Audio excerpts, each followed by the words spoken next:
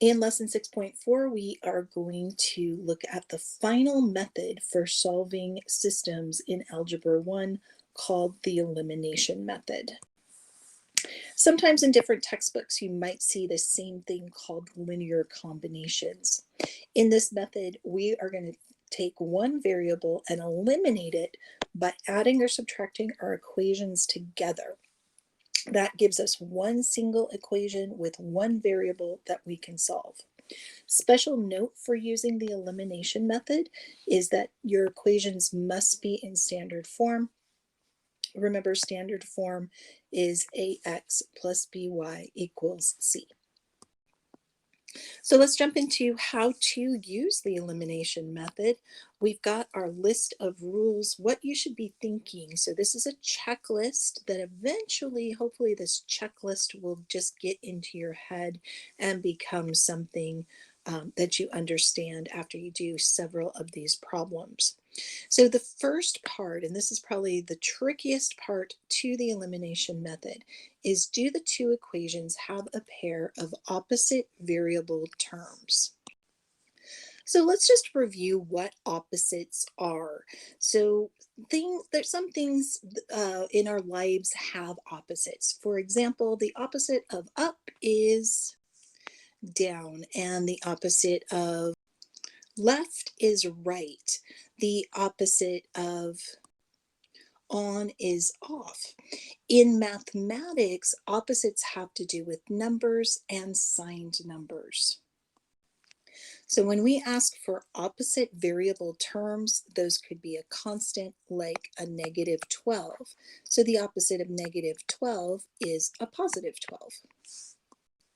If I now add a variable to that, I get 3a, which opposite would be negative 3a.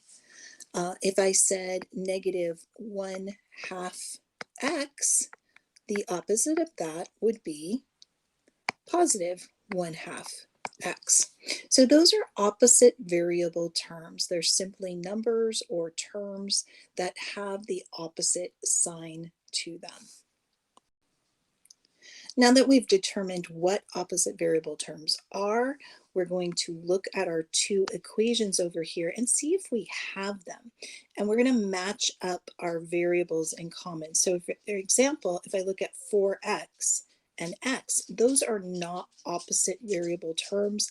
They aren't opposite signs, and they do not have the same coefficient. However, our y's, negative 2y and positive 2y, those are definitely opposite variable terms. So we can say yes for 2, and that means we can skip to step number 4. Now we're going to add the two equations together, combining the like terms, and we're going to solve for the variable that remains. So what does that mean? What does that look like? We're going to go to our two equations, and I'm going to draw a line under them, and I am going to add down. So add all our like terms straight down. That means 4x plus 1x will be 5x. Negative 2y plus 2y would create a 0, so they eliminate, they cancel. That's why it's called the elimination method. And then 12 plus 8 is going to equal 20. Now I've created that single variable equation that is easy to solve. By dividing by 5 here, I end up with x equals 4. So I've solved my first equation. That is step 4. Step 5 says to substitute that value into either original equation to find the remaining variable. I erased some of my notations so we could see my equations again. And I'm going to label my two equations A and B like I did with substitution. And I'm going to decide which equation looks a little bit easier. I like equation B. There's no negative, and there's fewer numbers in it. So I am going to use equation B to substitute my 4 in for the x that is right there. That will give me 4 plus 2y equals 8. Solve for y. Subtract the 4 from both sides and divide the 2. We get y equals 2. And that's step 5. My final step is to check my answer. So for equation A, I'm going to replace the x with 4 and the y with the 2 I found. We're going to see if that does equal 12. By simplifying, I get 16 minus 4, and that does equal 12. So equation A checks out. Now let's try equation B. I replaced the x with the 4 and the y with the 2. Simplifying, I get 4 plus 4 equals 8, and that does check out. So we know for sure that our final answer is 4, 2. This next example will go through the same steps, but this time we will not be able to skip to step 4. And the reason why is when I do my initial check, these are not opposite. They are opposite signs, but they don't have the same number. So it is important that these both have the same number, as well as one being positive and one being negative. And these aren't even the opposite signs for the y's. So for step 1, it's no, we do not have opposite variable terms. So we have to go to step 2. What value can you multiply to one of the two equations to create opposite terms, and to which equation? Looking at our two equations, remember these first two terms are close. They are opposites, they're just not the same number. And if I think about it, if I multiplied a 4 to that second equation, I would get negative 8. So that's going to be my plan. I'm going to multiply 4 to equation B. This brings us to step 3. Multiply the value we found in step 2 to the equation.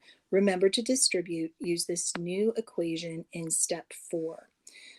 So I put my parentheses in there already. I need to multiply 4 to both sides of my equal to make sure that it stays balanced. I'm going to rewrite my new equation over here. The new equation I get is negative 8x plus 8y, and let me fix that. That should have been negative 40. I'm also going to rewrite x right above it so everything, all my terms line up. Right, we're ready to add our two equations straight down. So 8x minus 8x, those two will cancel out. I get 3y plus 8y, that's 11y. That's going to equal 7 plus a negative 40 will equal negative 33. Dividing by 11, y is going to equal negative 3.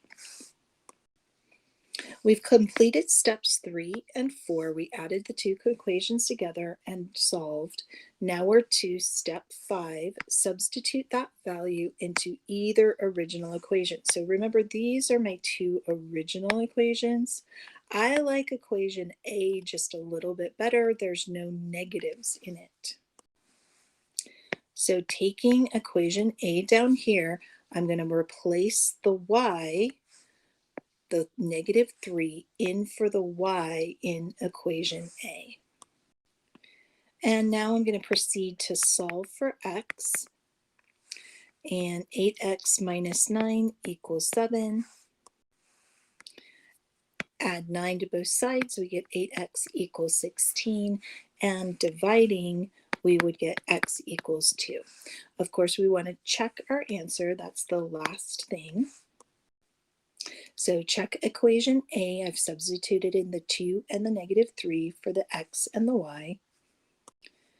Simplifying to 16 minus 9, which does equal 7. And then for B. Once again, substituting the 2 and the negative 3 for the x and the y. we get -4 minus 6, which does equal -10. That ensures that 2, -3 is definitely our solution.